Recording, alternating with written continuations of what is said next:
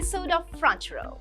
Today we have with us Mr. Suranga Herat, the Chief Executive Officer of English Tea Shop UK Limited. Welcome to the show, Suranga. Thank you, Jen. You are engaged in an economic sector that is normally considered a very traditional export segment. But however, your approach to business, your business model is quite unique and it has taken a novel approach. So within this context, what do you see as the current trends in the global market for tea-based products that are really appealing to the global consumers? Thanks for the opportunity, Jani. I think to start with, it is an opportune time for anything hot beverage. So in that light, I guess tea has done amazingly well in our traditional markets because even today morning I read an article about a Japanese research that proves that tea catechins are useful in killing the virus and also reducing its effectiveness. Not gone into human trials yet, but I think there is a general consensus that tea has been an immune booster, and this is true for both green and black tea. So I guess COVID sees a rejuvenation in how the traditional market sees tea, which is a great opportunity. But by and large, I think tea has done quite well in the world market. It's a bit sad that our returns, especially to upstream producers, have been quite low despite tea has been growing around the world, both the traditional teas as well as the specialty teas. But I guess I think it is down to how you brand and how you take opportunity, because you can't rely on trends such as COVID or immunity to get closer to consumer. You got to really work on your brand and a really clear purpose of a brand which is connecting to your consumers if you are to take advantage of this opportunity. You mentioned that demand for tea has picked up because of the pandemic situation, but that we have not been really able to capitalize on it, right?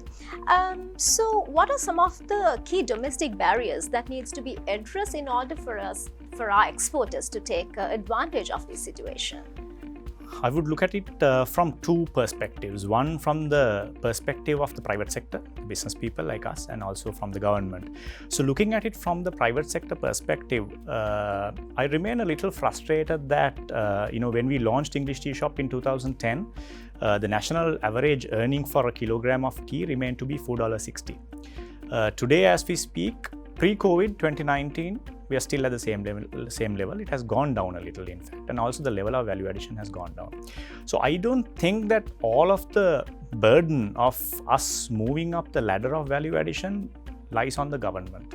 It lies on us. It lies on us, identifying higher value add opportunities through branding and also through getting closer to consumer and customer in markets as much as possible, because you can't just wait until things fall on your lap. I think the biggest barrier that we have is we are living in a comfort zone, because we have a brilliant age-old system that works perfectly well. If it had failed, I guess we would have found answers. For some odd reason, even COVID didn't help us look at going beyond this system. We just digitalized the system and we thought that's a solution. That's a great solution for commodity. But if you're looking into adding value in a sustainable manner, you got to get into branding and you got to get into high value add. And then in that, you got to look at how the world market is moving. Our tea is now concentrated in 15 markets. 80% of our tea ends up in 15 countries, primarily in the form of bulk and very low value add. So how do you compete? Price. So you've gone into a situation of competitive convergence. So how do you develop value propositions that can differentiate you, that can, make you stand out? And there is, all the reasons from, having a lovely product to lovely people who can help you create that differentiation. I don't think we've used it fully. So that's the private sector. Coming on to the government side of things, I guess there is a lot of red tape. How we built a brand, when you think back at the whole thing, it looks like a nightmare.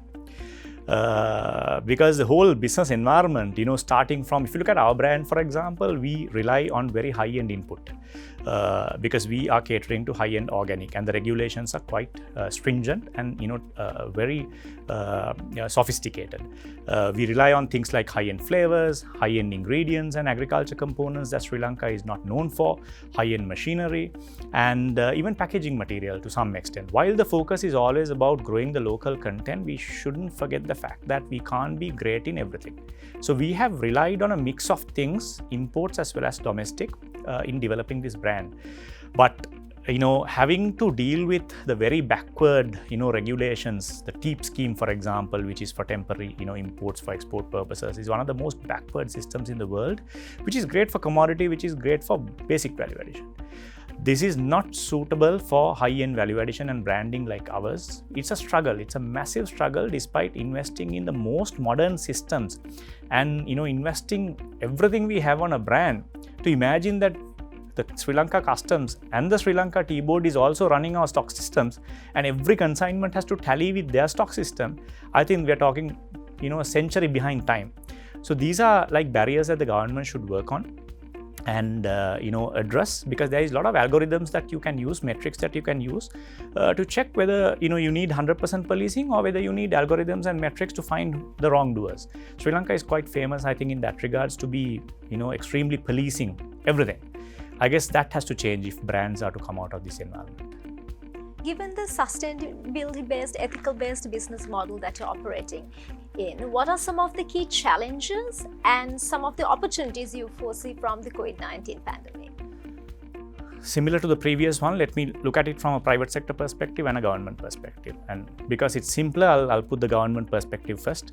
I guess the only thing I would want from the government at this stage is to free us from corruption.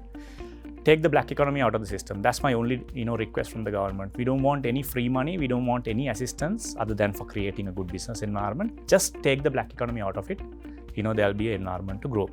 From a private sector perspective, I refer to the creating shared value concept introduced by Professor Michael Porter and Mark Kramer, a concept that's very close to our hearts, where the argument is because large part of the world's wealth is in the hands of private sector. There is no comparison with what's held by the governments or NGOs or private individuals. The world's wealth is held by private sector. So what if this private sector builds sustainability to every action, every step of the way, from your supplier base to your employees to your markets, and make sure that you not only have a system to innovate on your own, but you kind of develop a community platform where you evolve and innovate together, create more wealth along the supply chain, turn the environmental challenges to opportunities, turn the societal problems to solve them either in the market or in the back end, and showcase sustainability in a way where when the society gains, you gain. And when you gain, the society gains. Create a virtuous cycle. It's a fairly sophisticated concept, but doable, have been done by large corporations, has been done by smallest companies. And this is what is in demand in today's world. I think I look up to the private sector to solve most of Sri Lanka's problems by adopting sustainability to the core of their strategy and not leave it at the perimeter and handle it through CSR and philanthropy. I'm not undermining them, but I guess the true potential of sustainability is lost in the way we handle it now. Thank you very much for sharing very interesting insights with us. So stay tuned with us for more interesting episodes like this with Front Row.